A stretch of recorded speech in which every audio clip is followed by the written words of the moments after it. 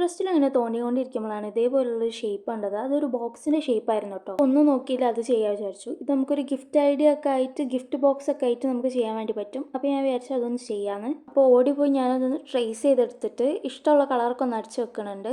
ഇതിൻ്റെ മെഷർമെൻറ്റും കാര്യങ്ങളൊന്നും അറിയില്ല, ഞാൻ അതേപോലെ അങ്ങ് ട്രേസ് ചെയ്തെടുത്തതാണ്. നിങ്ങൾ വേണമെങ്കിൽ നിങ്ങൾക്ക് ഇഷ്ടമുള്ള സൈസിലും ഡിസൈനിലൊക്കെ ചെയ്തെടുക്കാൻ വേണ്ടി പറ്റും.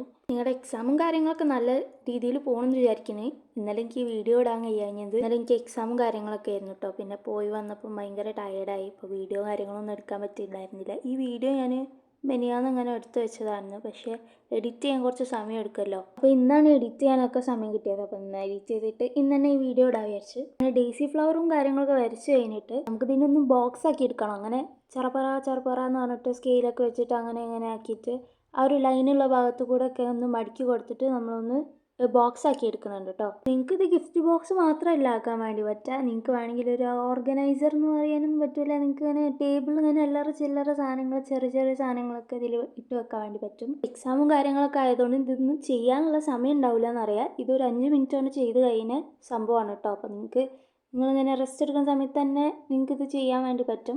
അത്രയേ ഉള്ളൂ. ഇത് ചെയ്യാൻ വേണ്ടിയിട്ട് ഭയങ്കര ഈസിയാണ്.